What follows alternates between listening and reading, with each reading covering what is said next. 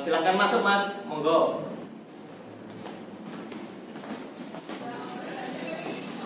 Coba.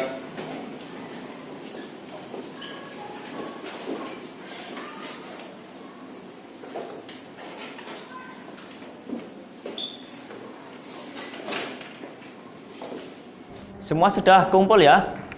Sudah, Pak. Ya, untuk mengawali kegiatan hari ini kita awali dengan berdoa dulu. Berdoa menurut agama dan kepercayaan masing-masing dipersilahkan.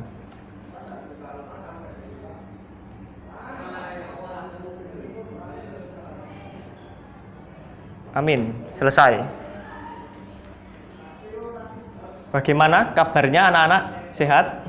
Alhamdulillah sehat. Nah, sudah tahu di sini ada agenda kegiatan apa? Bimbingan kelompok. Ya, bimbingan kelompok. Tapi sebelum dilaksanakan bimbingan kelompok, Bapak perlu ngasih tahu dulu ini ya, apa itu bimbingan kelompok. Ya, sebelum Bapak menjelaskan apa itu bimbingan kelompok, Bapak ingin lebih kenal dengan anak-anak. Mungkin Bapak ingin anak-anak memperkenalkan diri, mungkin dari sebelah kanan saya, nanti berputar sampai sebelah kiri saya ya. Monggo, Mas. Perkenalkan, nama saya Apong Wisnu Brata, saya dari Kota Sukoharjo. Perkenalkan, nama saya Rindi Megantari dari Mojolaban. Perkenalkan, nama saya Ihtirasa Wandono dari Wonogiri. Perkenalkan, nama saya Aulia Nadiroh dari Sragen. Perkenalkan, saya Irma Dulistari dari Sukoharjo. Perkenalkan, nama saya Rika Adi Pratama, asal saya dari Sukoharjo. Perkenalkan, nama saya Dedi dari Sragen. Saya Yoriana Samudra dari Mojolaban. Perkenalkan, saya Yohanes Jetmoko dari Wonogiri. Ya, terima kasih anak-anak sudah memperkenalkan diri. Tapi sebelumnya Bapak juga ingin memperkenalkan diri supaya anak-anak lebih kenal dengan Bapak gitu ya. Nama saya Pak Rama gitu ya, asal saya dari Karanganyar. Nah, nanti saya harap anak-anak tidak usah canggung ketika kita melaksanakan layanan bimbingan kelompok ini. Nah, seperti yang saya katakan tadi, apa itu bimbingan kelompok? Bimbingan kelompok itu adalah salah satu layanan bimbingan konseling untuk membahas sebuah topik permasalahan yang didiskusikan dalam bentuk kelompok. Nah, tujuan dari bimbingan kelompok itu sendiri adalah untuk mendorong anggota kelompok, maksudnya mendorong anak-anak untuk menyampaikan aspirasi, pikiran, gagasan terkait topik masalah supaya dapat mengembangkan kepribadian dan perkembangan sosial sesuai dengan topik masalah yang kita bahas. Nah, di bimbingan kelompok itu juga ada asas-asasnya. Ada 4 ya, asas keterbukaan, yaitu asas yang dimana anggota kelompok bebas menyampaikan pendapat secara terbuka. Yang kedua, asas kenormatifan, artinya topik yang akan kita bahas nanti tidak menyimpang dari nilai dan norma suatu masyarakat yang berlaku.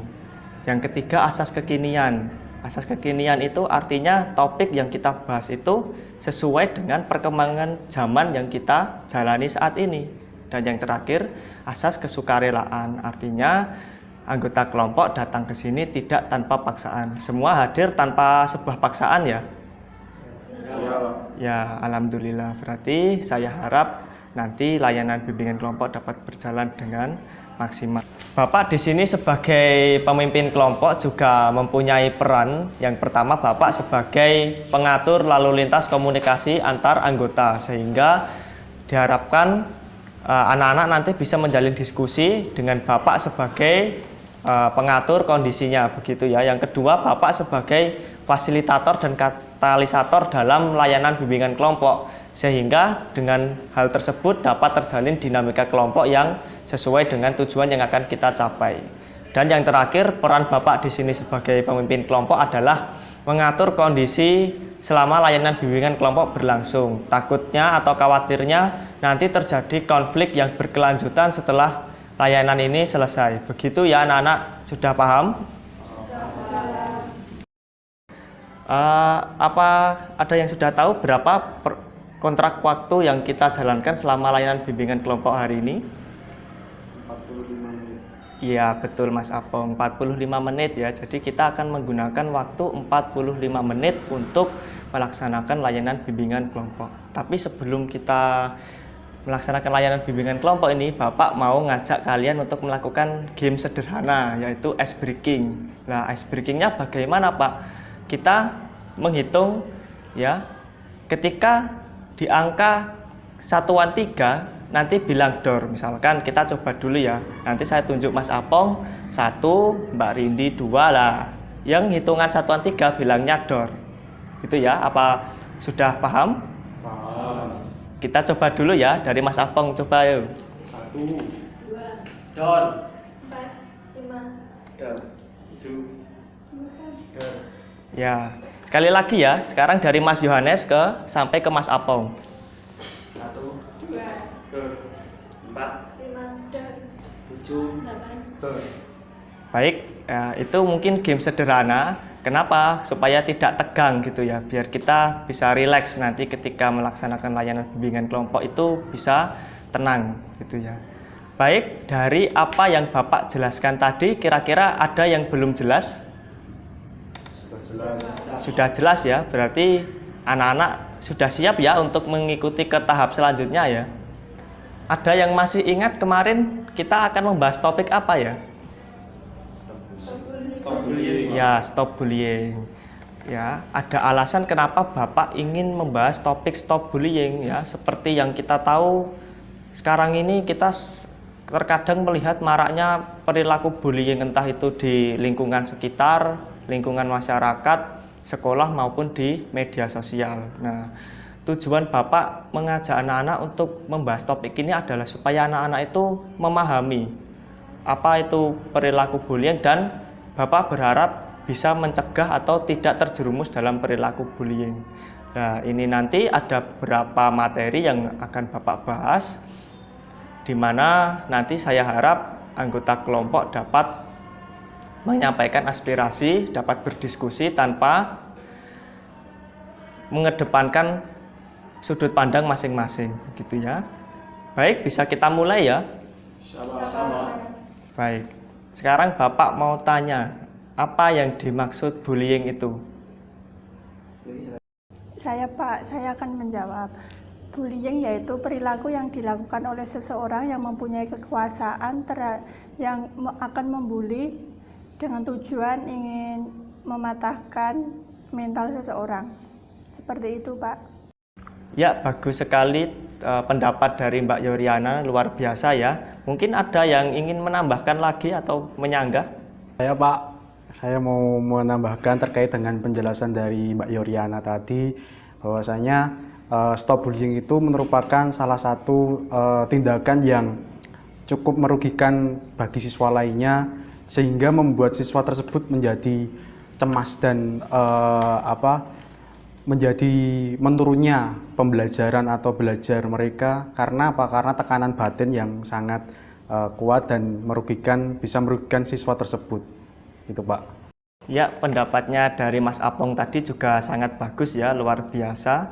Jadi mungkin Bapak akan menambahkan sedikit. Jadi bullying itu merupakan segala bentuk penindasan atau kekerasan baik yang dilakukan secara langsung maupun tidak langsung, kurang lebih seperti itu ya. Nah, sekarang Bapak mau tanya, jenis-jenis bullying itu apa saja? Ada yang bisa menjawab mungkin? Saya, Pak. Menurut saya, jenis bullying itu yaitu bullying secara fisik, seperti mendorong, menjambak, sama mukul. Yang kedua, bullying secara verbal seperti mengejek, gitu. Ya, bagus sekali tanggapan dari Mbak Rindi, sangat luar biasa ya. Mungkin ada yang mau menambahkan? Saya, Pak. Menurut saya, jenis-jenis bullying itu terdiri dari perundingan sosial, perundingan fisik, perundingan verbal. Ya, tanggapan dari Mbak Irma juga sudah bagus sekali, luar biasa ya. Ada yang mungkin ingin menambahkan lagi? Saya, Pak. Menurut saya jenis-jenis bullying itu yang pertama cyberbullying. Tindakan ini itu menyakiti orang lain dengan sarana elektronik seperti membuat video intimidasi. Lalu yang kedua, perilaku nonverbal tidak langsung.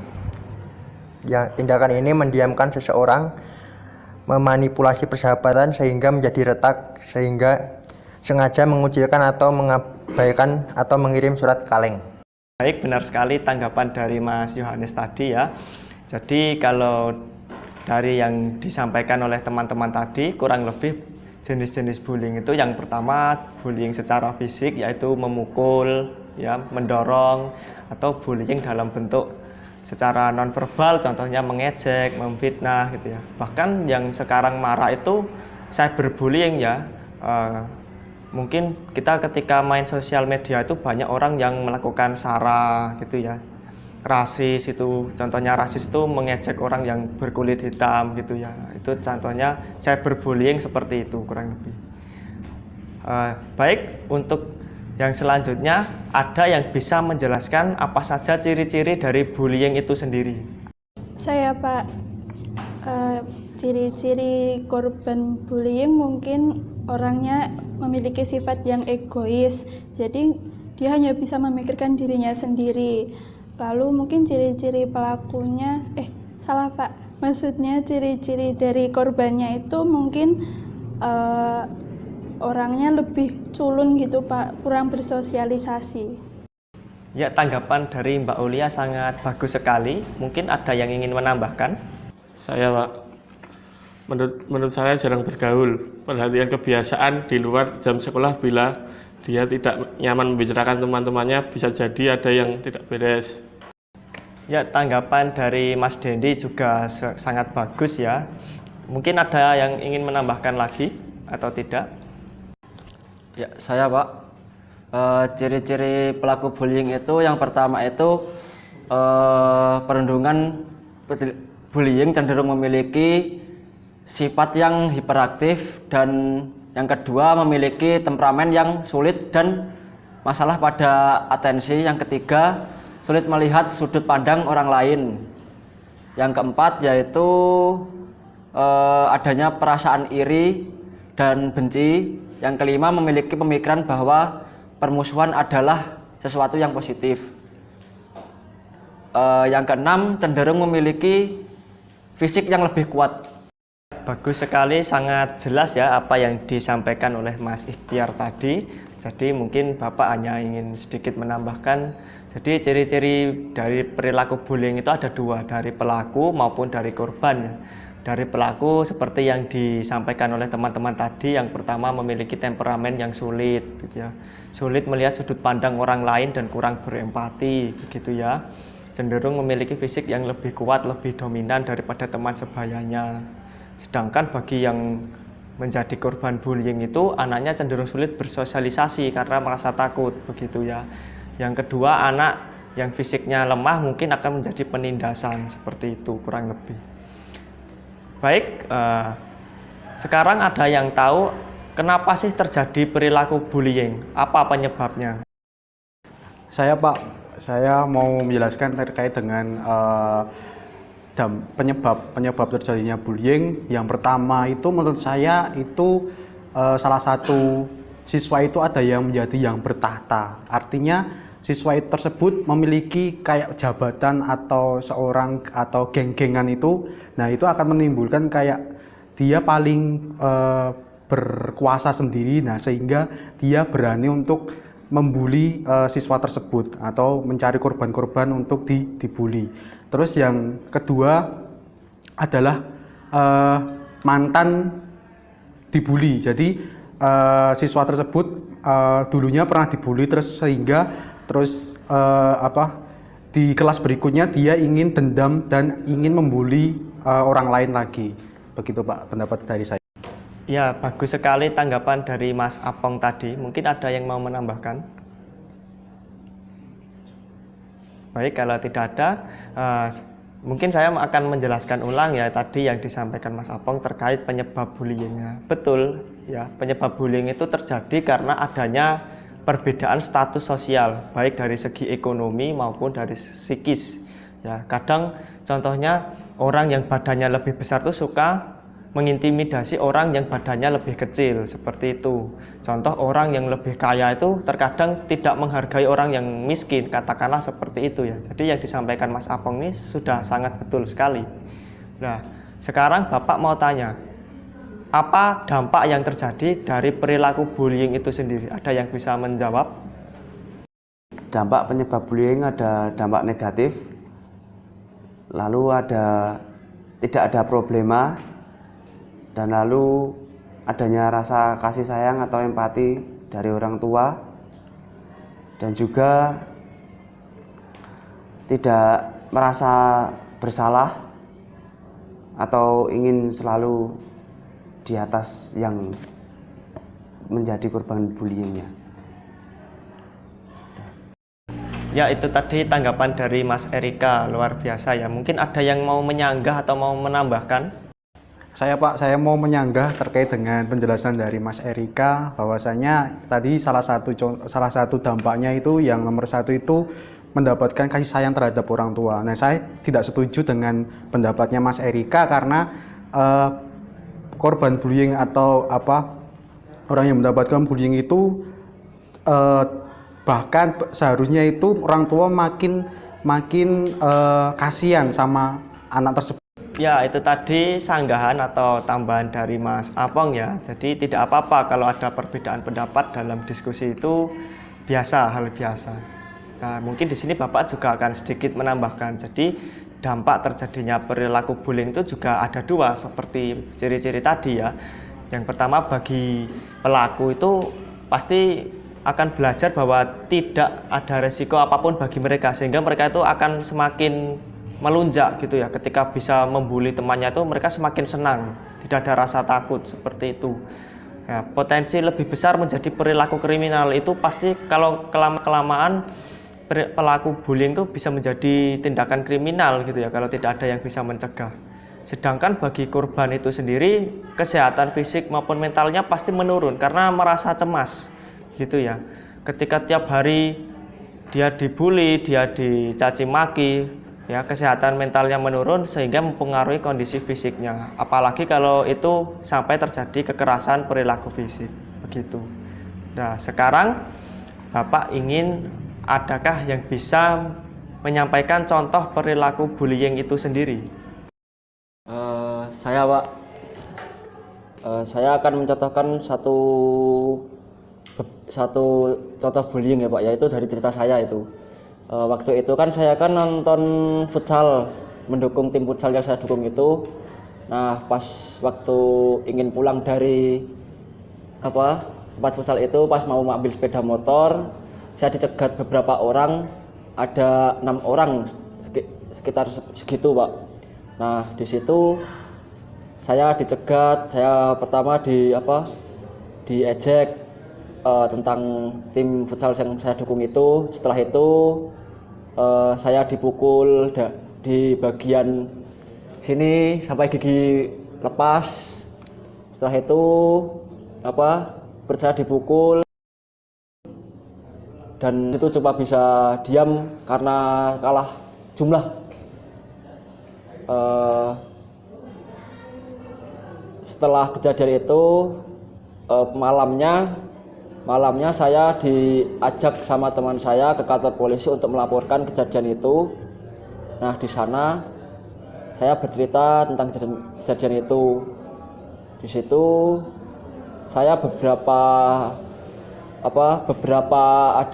ada beberapa pertandingan futsal saya tidak menonton karena takut dipukuli lagi Pak, dibully lagi. Udah Pak. Ya, itu tadi contoh perilaku bullying yang diceritakan oleh Mas Ikhtiar. Itu tadi kisah pribadi ya Mas ya? Iya Pak. Ya, saya juga turut sedih ya Mas atas kejadian tersebut. Nah, di sini mungkin dari cerita yang disampaikan Mas Ikhtiar tadi, bagaimana kira-kira tanggapan anak-anak semua ini? Mungkin ada yang ingin berpendapat? Saya Pak mau berpendapat menanggapi terkait kasus dari pengalaman Mas Tiar tadi. Dia dipukuli, dicegat di jalan, terus kemudian ditindakan fisik. Nah, itu menurut saya tindakan Mas Tiar tepat sekali, melaporkan kejadian itu ke pihak yang berwajib, karena jika kita tidak menindaklanjuti maka kejadian-kejadian itu akan terulang kembali dan nantinya bisa menyakiti Mas Tiar sendiri. Nah, Mas Tiar kan juga dia merasa cemas, ketakutan. Nah, itu Pak menurut saya. Ya, tadi tanggapan dari Mas Apong ya terkait kisahnya Mas Ikhtiar, bahwa menurut Mas Apong memang betul sudah seharusnya melapor ke pihak berwajib. Mungkin ada anggota lain yang ingin menambahkan?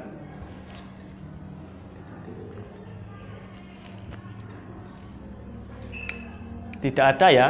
Ya, mungkin dari Mas Apong tadi sudah betul tanggapan untuk kasusnya Mas Ikhtiar tadi yang merasa terintimidasi, dipukul sampai giginya rontok ya Mas ya.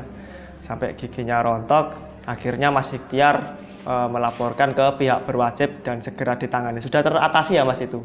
Sudah, alhamdulillah sudah teratasi. Nah, sekarang pertanyaan terakhir dari Bapak, bagaimana cara mencegah perilaku bullying itu sendiri? Mungkin ada yang bisa berpendapat? Saya Pak, menurut saya cara mengatasi bullying itu yang pertama meningkatkan rasa percaya diri sama melaporkan kepada guru. Ya, itu tadi yang disampaikan Mbak Rindi sudah betul sekali ya, sangat bagus bahwa untuk cara mencegah perilaku bullying itu sendiri bagi kita ya percaya diri. Percaya diri itu maksudnya kita tampil supaya tidak diintimidasi. Kalau kita berani, kita percaya diri, orang tuh pasti akan berpikir 2 kali ketika akan melakukan bullying. Yang kedua, melaporkan pihak berwajib. Tetapi bukan hanya guru BK saja, melainkan pihak-pihak terkait yang lain juga bisa. Contoh, misalkan kasus bullying itu terjadi di lingkungan masyarakat, kita lapor saja ke Pak RW, Pak RT itu bisa gitu ya, karena ada perannya di lingkungan masyarakat. Atau mungkin kalau sudah lebih parah bisa melaporkan ke pihak kepolisian seperti yang dilakukan Mas Ikhtiar tadi. Baik, mungkin kegiatan layanan bimbingan kelompok ini sudah mencapai tahap akhir. Nah, di sini dari semua yang telah kita bahas tadi, ada yang bisa menyampaikan kesimpulan dari pembahasan bimbingan layanan hari ini? Saya Pak, menurut saya kesimpulannya itu bullying itu merupakan tindakan yang disengaja maupun tidak disengaja, tetapi dengan jelas menyebabkan ketidaknyamanan, penghinaan, kerugian, kejahatan, dan penderitaan bagi korban yang dapat menyebabkan lingkungannya menjadi tidak menyenangkan, di mana korban sama sekali tidak menginginkannya. Begitu Pak. Tanggapan dari Mas Yohanes sangat bagus sekali gitu ya. Mungkin ada yang ingin menambahkan sedikit lagi? Saya Pak, jadi perilaku bullying itu merupakan tindakan yang kurang baik dan tidak boleh dilakukan. Walaupun banyak perbedaan dan kekurangan dari teman-teman kita harus bisa saling menghargai dan tidak boleh membeda-bedakan, dan juga harus menerima apapun keadaan teman-teman kita. Dan kalau kita menjadi korban, mungkin kita bisa melawannya supaya kita tidak menjadi korban seterusnya, Pak. Mungkin itu saja, Pak. Ya, sudah sangat bagus apa yang disampaikan Mbak Aulia tadi. Mungkin ada yang mau menambahkan lagi atau tidak? Sudah cukup ya. Jadi mungkin Bapak hanya sedikit menambahkan sambil memberi nasihat kepada anak-anak semua bahwa perilaku bullying itu perilaku yang tercela, perilaku yang sangat merugikan baik bagi diri sendiri maupun bagi korban, begitu ya. Nah, saya berharap apa yang telah kita bahas pada kegiatan layanan hari ini dapat mendapatkan wawasan baru bagi anak-anak bahwasanya perilaku bullying itu perilaku yang tidak pantas untuk dilakukan. Seperti yang kita tahu di negara Indonesia ini kita menganut asas Bhinneka Tunggal Ika yang artinya berbeda-beda tetap satu jua. Artinya kita itu harus bisa saling menghargai sebuah perbedaan, begitu ya. Yang saya harapkan anak-anak setelah mengikuti kegiatan layanan ini mampu mendapatkan wawasan bahwa perilaku bullying itu perilaku yang sangat tercela, sehingga anak-anak mendapat pemahaman baru dan mendapat langkah-langkah untuk mencegah perilaku bullying itu. Baik mungkin di kegiatan bimbingan kelompok yang kita laksanakan pada hari ini ada pesan dan kesan yang ingin disampaikan dari anggota kelompok. Saya mau menyampaikan kesan pesan terkait dengan jalannya bimbingan kelompok ini. Mungkin di pertemuan selanjutnya itu nanti teman-teman juga bisa diharapkan lebih aktif lagi dalam berinteraksi, terus kemudian lebih aktif dalam bertanya, berpendapat, sehingga bimbingan kelompok tersebut akan menumbuhkan atau menimbulkan dinamik kelompok tersebut, sehingga diskusi ini menjadi lebih aktif dan lebih hidup. Ya, Pak. Ya, itu pesan dan kesan yang disampaikan oleh Mas Apong. Jadi ya itu betul sekali, sangat bagus. Jadi mungkin di kegiatan bimbingan kelompok selanjutnya anak-anak bisa lebih aktif, lebih bisa berpendapat secara lebih mendalam gitu, sehingga dinamika kelompok itu terjalin sesuai dengan tujuan layanan yang kita terapkan pada layanan bimbingan kelompok. Begitu ya. Mungkin ada yang ingin menambahkan kesan dan pesan lagi? Tidak ada ya. Baik, mungkin cukup sekian bimbingan kelompok yang dapat Bapak berikan layanan bimbingan kelompok pada hari ini. Semoga dapat anak-anak mendapat wawasan baru, mendapat ilmu pemahaman baru terkait topik pembahasan yang telah kita bahas pada bimbingan kelompok hari ini.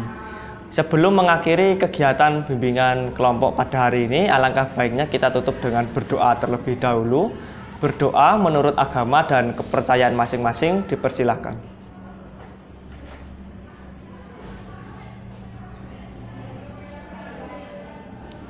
Berdoa selesai. Sekian, kurang lebihnya Bapak mohon maaf atas salah yang disengaja maupun tidak sengaja. Wassalamualaikum warahmatullahi wabarakatuh. Oh ya, sebelum anak-anak meninggalkan ruangan, Bapak ada lembar kerja peserta didik terkait layanan bimbingan kelompok yang telah kita laksanakan hari ini. Nah, ini nanti dijawab ya sesuai dengan apa yang telah kita bahas nanti supaya menambah pemahaman dan wawasan bagi anak-anak. Mungkin bisa dibagikan, Mas.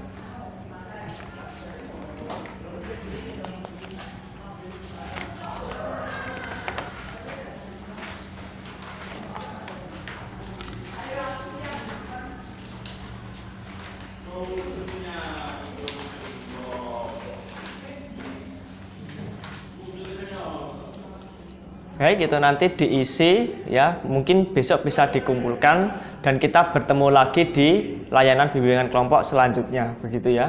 Sekian, Bapak ucapkan terima kasih, anak-anak boleh berkemas-kemas.